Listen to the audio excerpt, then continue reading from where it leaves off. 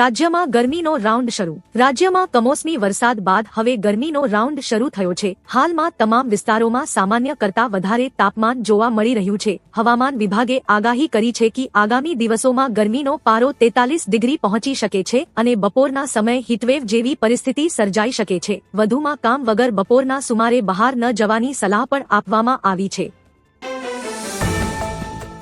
ભારત આતંક સામે ક્યારે નહીં ઝૂકે। પીએમ મોદીએ પહેલગામ હુમલાની પ્રથમ વર્ષી પર શોક વ્યક્ત કર્યો। તેમણે પોતાના સોશિયલ મીડિયા હેન્ડલ ટ્વિટર પર લખ્યું, પહેલગામમાં નિર્દોષો માર્યા ગયા, તેમને ભૂલાશે નહીં। પીડિતોના પરિવારો પ્રત્યે મારી સંવેદના। આ દુઃખની ઘડીમાં આપણે એક રાષ્ટ્ર તરીકે એક થયા છીએ। આતંકવાદીઓના કાવતરા ક્યારેય સફળ થશે નહીં। ભારત ક્યારેય આતંકવાદ સામે ઝૂકશે નહીં।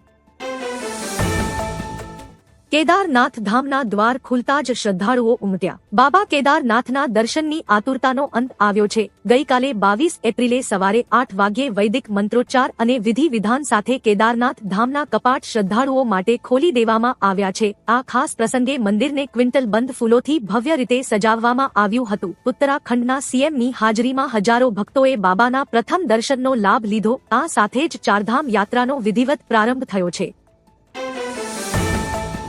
બંગાળમાં નહીં બનવા દઈએ બાબરી મસ્જિદ। પશ્ચિમ બંગાળ ચૂંટણી પહેલા કેન્દ્રીય ગૃહમંત્રી અમિત શાહે એક મોટું નિવેદન આપ્યું છે, જેમાં તેમણે કહ્યું કે બંગાળમાં બાબરી મસ્જિદ જેવી કોઈ પણ સંરચના બનવા દઈશું નહીં। મમતા બેનર્જી અને હુમાયું કબીર પર નિશાન સાધતા તેમણે આરોપ લગાવ્યો કે આ યોજના રાજકીય એજન્ડાનો ભાગ છે। ચૂંટણી બાદ સત્તા બદલાતા ભાજપ આવી યોજનાઓ પર રોક લગાવશે। આ નિવેદન બાદ બંગાળમાં રાજકારણ ગરમાયું છે। ગુજરાત આવી રહેલા જહાજ પર હુમલો, કબજો કરીને લઈ ગયું ઈરાન। આઈઆરજીસીએ સ્ટ્રેટ ઓફ હોર્મુઝમાં 2 જહાજો એમએસસી ફ્રાન્સાસ્કા અને એપામિનોડોસને જપ્ત કર્યા છે। એપામિનોડોસ હોર્મુઝથી ગુજરાતના કંડલા તરફ આવી રહ્યું હતું। આ પહેલા પણ 3 જહાજો પર ગોળીબારની ઘટનાઓ બની હતી। અમેરિકાએ પણ પોતાના રાજદ્વારી પ્રવાસો સ્થગિત કરી દીધા છે। જહાજોના ક્રૂ સાથે હજુ સંપર્ક થઈ શક્યો નથી। આ ઘટનાથી આંતરરાષ્ટ્રીય વેપાર માટે ચિંતા વધી છે। ચીન સરહદે 4G કનેક્ટિવિટી આવતા -40 ડિગ્રીમાં થશે વાત। ચીન સરહદના દુર્ગમ વિસ્તારોમાં હવે સંચાર સુવિધા મજબૂત થશે। ભારત સરકાર 195 ચોકીઓ પર 4G મોબાઈલ ટાવર લગાવી રહી છે, જેથી -40 ડિગ્રી તાપમાનમાં પણ સંપર્ક જળવાઈ રહેશે। સેનાના ઓપરેશનલ કોમ્યુનિકેશનમાં સુધારો થશે અને જવાનો સરળતાથી પરિવાર સાથે વાત કરી શકશે। સંચાલન માટે 500 થી વધુ જવાનોને ખાસ તાલીમ આપવામાં આવશે। સુરક્ષા વ્યવસ્થા વધુ સજ્જ અને આધુનિક બનશે। હજુ 25-30 વર્ષ કોંગ્રેસનો મેળ નહીં આવે। ખેડા જિલ્લાના માત્રમાં ભાજપ પ્રદેશ પ્રમુખ જગદીશ વિશ્વકર્માએ વિકાસ સંકલ્પ સભા સંબોધી હતી। તેમણે કોંગ્રેસ પર આકરા પ્રહારો કરતા કહ્યું કે એક સમયનો કોંગ્રેસનો મજબૂત ગઢ હવે ધીમે ધીમે કમજોર બની રહ્યો છે। વિશ્વકર્માએ જણાવ્યું કે ખેડા જિલ્લામાં 374 માંથી 47 બેઠકો ભાજપે બિનહરીફ જીતી છે। તેમણે કહ્યું કે આગામી 25-30 વર્ષ સુધી કોંગ્રેસનો મેળ નહીં આવે અને શેખચિલ્લીના સપના ન જોવા જોઈએ। લાયસન્સના નિયમોમાં ફેરફાર। ગુજરાતમાં મોટર વ્હીકલ એક્ટમાં કેન્દ્ર સરકારના જન વિશ્વાસ બિલ અંતર્ગત મહત્વના ફેરફારો કરવામાં આવ્યા છે। નવા નિયમો મુજબ ડ્રાઇવિંગ લાયસન્સ એક્સપાયર થયા બાદ પણ 1 મહિના સુધી માન્ય રહેશે। વાહન રજીસ્ટ્રેશન રદ કરવાની મુદત 14 દિવસથી વધારીને 30 દિવસ કરવામાં આવી છે। વાહન વેચાણમાં વીમા ટ્રાન્સફર માટે 1 મહિનાનો સમય મળશે। અકસ્માત વળતરની અરજી માટેની મર્યાદા 6 મહિનાથી વધારીને 1 વર્ષ કરવામાં આવી છે। મલ્લિકાર્જુનના વિવાદિત નિવેદન બાદ વિવાદ। કોંગ્રેસ પાર્ટીના રાષ્ટ્રીય અધ્યક્ષ મલ્લિકાર્જુન ખડગેએ દેશના પ્રધાનમંત્રી નરેન્દ્ર મોદીને લઈને એક મોટું નિવેદન આપ્યું હતું, જેના કારણે રાજકીય વિવાદ ઊભો થયો છે। જણાવીએ કે મલ્લિકાર્જુન ખડગેએ પીએમ મોદીને આતંકવાદી કહ્યા હતા, જે બાદ ભારતીય જનતા પાર્ટીએ આ નિવેદનની આકરી ટીકા કરી હતી। ભાજપે કહ્યું કે કોંગ્રેસે અત્યાર સુધીમાં પીએમને 175 ગાળો આપી છે, તેમને માફી માંગવી જોઈએ। લગ્ન માટે ગેસ સિલિન્ડર બુક કરાવતા પહેલા જાણો ગાઈડલાઈન। હાલમાં લગ્નની સિઝન ચાલી રહી છે, જે માટે સરકારે લગ્નની રસોઈમાં વપરાતા ગેસ સિલિન્ડરને લઈને એક ગાઈડલાઈન બહાર પાડી છે। સરકારની ગાઈડલાઈન પ્રમાણે હંમેશા બ્લુ રંગના કોમર્શિયલ ગેસ સિલિન્ડરનો ઉપયોગ કરવો જોઈએ। 14 કિલોનો ગેસ સિલિન્ડર તપાસ દરમિયાન મળી આવશે તો તેના પરિણામે ભારે દંડ અને કાનૂની કાર્યવાહી થઈ શકે છે। લગ્નના 15 દિવસ પહેલા તમારે ગેસ એજન્સીનો સંપર્ક કરવો પડશે। ગેનીબેનની ગૌતમ અદાણીને ચેલેન્જ। સ્થાનિક સ્વરાજ્યની ચૂંટણીની તારીખ હવે નજીક આવી રહી છે, જેને લઈને દરેક નેતાઓ સભાઓ કરી રહ્યા છે ત્યારે તાજેતરમાં મુરીના માનપર ગામે કોરી ઠાકોર સમાજ દ્વારા એક ભવ્ય મહાસંમેલનનું આયોજન કરવામાં આવ્યું હતું જેમાં બનાસકાંઠા ગેનીબેન ઠાકોરે ભાજપ સામે આકરા પ્રહારો કર્યા હતા સાથે જ તેમને ગૌતમ અદાણીને પણ ચૂંટણી લડવા માટે પડકાર ફેંક્યો હતો વધુમાં અદાણી બનાસકાંઠાના ના છે અને ચૂંટણી લડવા માટે કહ્યું હતું કાં તો ચોખ્ખા હોવા જોઈએ કે પછી લુખ્ખા હોવા જોઈએ સ્થાનિક સ્વરાજ્યની ચૂંટણી આડે હવે ગણતરીના દિવસો બાકી છે જેમ જેમ ચૂંટણી નજીક આવી રહી છે તેમ તેમ દરેક પાર્ટીઓ એકબીજા પર નિશાન સાધી રહી છે જો કે આ વચ્ચે પાટણના એમએલએ કિરીટ પટેલે સરકાર પર આકરા પ્રહારો કર્યા છે કિરીટ પટેલ દ્વારા આપેલા એક નિવેદનમાં તેમણે કહ્યું કે કાં તો માણસ ચોખ્ખો હોવો જોઈએ કે પછી લુખ્ખો હોવો જોઈએ આ નિવેદન બાદ રાજકારણમાં ગરમાવો આવી ગયો છે ડીએસી કોડ વગર નહીં મળે ગેસનો બાટલો ઓઇલ કંપનીઓએ હાલમાં રાંધણ ગેસ સિલિન્ડર સંલગ્ન નિયમમાં ફેરફાર કર્યો છે હવે ડીએસી નંબર વગર ગેસ સિલિન્ડરની ડિલિવરી થશે નહીં હવે તમારા મનમાં પ્રશ્ન હશે કે આ ડીએસી નંબર એટલે શું તો જણાવીએ કે ડીએસી નંબર એક ઓટીપી કોડ જેવો હોય છે જ્યારે તમે ગેસ સિલિન્ડરનું બુકિંગ કરો તો ગેસ કંપની તરફથી તમને રજિસ્ટર્ડ મોબાઈલ નંબર પર એક કોડ મોકલવામાં આવે છે જે ડિલિવરી સમયે તમારે એ કોડ જણાવવો જરૂરી હોય છે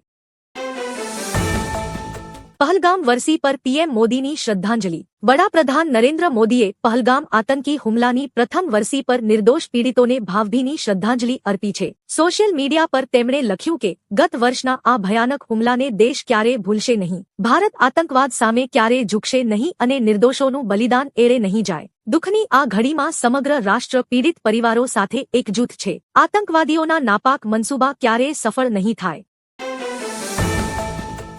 નશાની હાલતમાં શિક્ષક ઝડપાયો શિક્ષણ જગતમાં એક શર્મસાર કરતી ઘટના સામે આવી છે મોડાસાની અમલાઈ જૂથ પ્રાથમિક શાળામાં ચાલુ નોકરી દારૂ પીધેલી હાલતમાં શિક્ષક ઝડપાયો છે આ શિક્ષણનું યશવંત કડિયા હોવાનું સામે આવ્યું છે અને આ શિક્ષણ ધોરણ 1ના બાળકોને ભણાવે છે નશાની હાલતમાં શિક્ષક શાળામાં આવતા અન્ય શિક્ષકો દ્વારા પોલીસને જાણ કરી હતી જે બાદ પોલીસ શાળામાં પહોંચી શિક્ષકની અટકાયત કરી આગળની કાર્યવાહી હાથ ધરી છે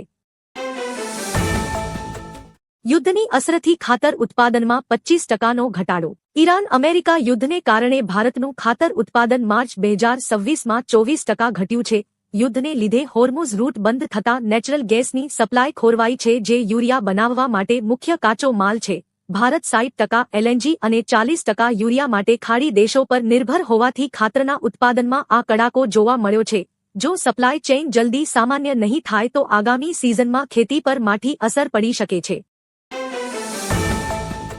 મમતા બેનર્જીની વિદાય નક્કી છે પશ્ચિમ બંગાળ વિધાનસભા ચૂંટણીનો પ્રથમ તબક્કો 23 એપ્રિલ અને બીજો તબક્કો 29 એપ્રિલ પહેલા બીજેપી ઉમેદવાર દિલીપ ઘોષે પાર્ટીની જીતનો વિશ્વાસ વ્યક્ત કર્યો છે તેમણે કહ્યું કે તૃણમૂલ કોંગ્રેસનો સમય ખતમ થઈ ગયો છે અને મમતા બેનર્જીની વિદાય નક્કી છે દિલીપ ઘોષે દાવો કર્યો કે કેન્દ્રીય દળોની તૈનાતીથી મતદાતાઓ ભય વગર મતદાન કરશે પીએમ મોદીને આતંકવાદી કહેવા પર ખડગેને ઈસીની નોટિસ ઈસીએ કોંગ્રેસ અધ્યક્ષ મલ્લિકાર્જુન ખડગેને નોટિસ પાઠવી છે ભાજપે ફરિયાદ કરી હતી કે ખડગેએ ચેન્નઈમાં પ્રચાર દરમિયાન પીએમ મોદીને આતંકવાદી કહ્યા હતા ખડગેએ સ્પષ્ટતા કરતા કહ્યું કે મારો મતલબ એ હતો કે મોદી લોકો અને પક્ષોને ધમકાવે છે અમિત શાહે દમદમમાં રેલીમાં કહ્યું કે ખડગેની ભાષા બગડી ગઈ છે પરંતુ મોદીને જેટલી ગાળો આપશો કમળ તેટલું વધુ ખીલશે હોર્મુઝમાં તબાહી અને તાબડતોડ ફાયરિંગ સ્ટ્રેટ ઓફ હોર્મુઝમાં એકવાર ફરી એક જહાજ પર હુમલો કરવામાં આવ્યો છે આ વખતે ઈરાની ઇસ્લામિક રિવોલ્યુશન ગાર્ડ કોર્ટ્સની ગનબોટે એક જહાજ પર તાબડતોડ ફાયરિંગ કર્યું છે આ ઘટના બાદ જહાજના કંટ્રોલ રૂમમાં ભારે નુકસાન પહોંચ્યું છે UK maritime trade operations agency અનુસાર ઘટનાઓમાંથી 15 સમુદ્રી મિલ ઉત્તર પૂર્વમાં થઈ છે ક્રૂ સુરક્ષિત છે અને કેટલું નુકસાન થયું તેના કોઈ અહેવાલ નથી વડોદરા ભાજપના 200 કાર્યકરો કોંગ્રેસમાં જોડાયા વડોદરા મ્યુનિસિપલ કોર્પોરેશનના વોર્ડ નંબર 16માં ભાજપના 200થી વધુ સક્રિય કાર્યકરો અને આગેવાનોએ પક્ષ છોડીને કોંગ્રેસમાં જોડાવાનો નિર્ણય લીધો છે કોંગ્રેસના ઉમેદવાર ચંદ્રકાંત શ્રીવાસ્તવે તેમને ખેસ પહેરાવીને આવકાર્યા Shrinath arise Wisteria heights Kesar Orion અને આરાધ્યા આંગન જેવી હાઈ પ્રોફાઇલ સોસાયટીઓના રહેવાસીઓ અને પ્રમુખો પણ મોટી સંખ્યામાં કોંગ્રેસમાં જોડાયા છે રાહુલ સાથે રહીને ખડગેની ભાષા બગડી. બંગાળમાં એક ચૂંટણી રેલીને સંબોધતા કેન્દ્રીય ગૃહમંત્રી અમિત શાહે કોંગ્રેસ અધ્યક્ષ મલ્લિકાર્જુન ખડગે પર તીખા પ્રહારો કર્યા હતા. તેમણે કહ્યું કે રાહુલ સાથે રહીને ખડગેની ભાષા બગડી ગઈ છે. ખડગેએ પ્રધાનમંત્રી નરેન્દ્ર મોદીને આતંકવાદી કહ્યા હતા. વધુમાં અમિત શાહે કહ્યું કે ટીએમસી એ બંગાળને ગુંડાઓને ભરોસે છોડી દીધું છે. બંગાળ ભાષી જ બંગાળના સીએમ હશે.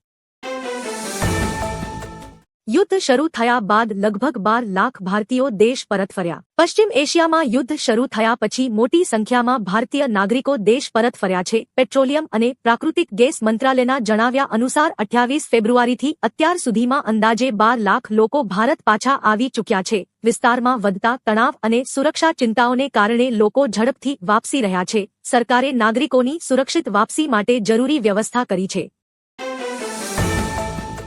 ઈરાન યુદ્ધમાં અમેરિકાનો અડધો સ્ટોક ખતમ. ઈરાન સામેના યુદ્ધને કારણે અમેરિકાના મિસાઇલ ભંડારમાં મોટો ઘટાડો થયો છે. CSISના રિપોર્ટ મુજબ અમેરિકી સેનાએ તેની મહત્વની મિસાઇલ સિસ્ટમનો મોટો હિસ્સો વાપરી નાખ્યો છે. પેટ્રિયટ મિસાઇલનો 50% સ્ટોક ખતમ થઈ ચૂક્યો છે, જ્યારે થાડ ઇન્ટરસેપ્ટર અડધાથી વધુ વપરાઈ ગયા છે. પ્રિસિઝન સ્ટ્રાઇક મિસાઇલ પણ 45%થી વધુ ખર્ચ થઈ છે. સંરક્ષણ ક્ષમતા અને સપ્લાય ચેઇન પર દબાણ સર્જાયું છે. માલદીવે ભારત પાસે માંગી ભી. એક સમય ઇન્ડિયા આઉટનો નારો આપનારો માલદીવ દેશ હવે ભારત પાસે 400 મિલિયન કરન્સી સ્વેપ કરારને લંબાવવા વિનંતી કરી છે. જો કે ભારતે હજુ સુધી આ વિનંતીનો કોઈ જવાબ આપ્યો નથી. આ વર્ષે માલદીવનું ભારત પર આ સૌથી મોટું દેવું છે. મોહમ્મદ મુઇઝુના નેતૃત્વવાળી માલદીવ સરકારે સપ્ટેમ્બર 2026થી અગાઉના પણ ભારતને $50 મિલિયન વધુ 2 ટ્રેઝરી બિલ ચૂકવવાના બાકી છે. આ દેવું ચૂકવી શકે તેવી શક્યતાઓ નહિવત છે.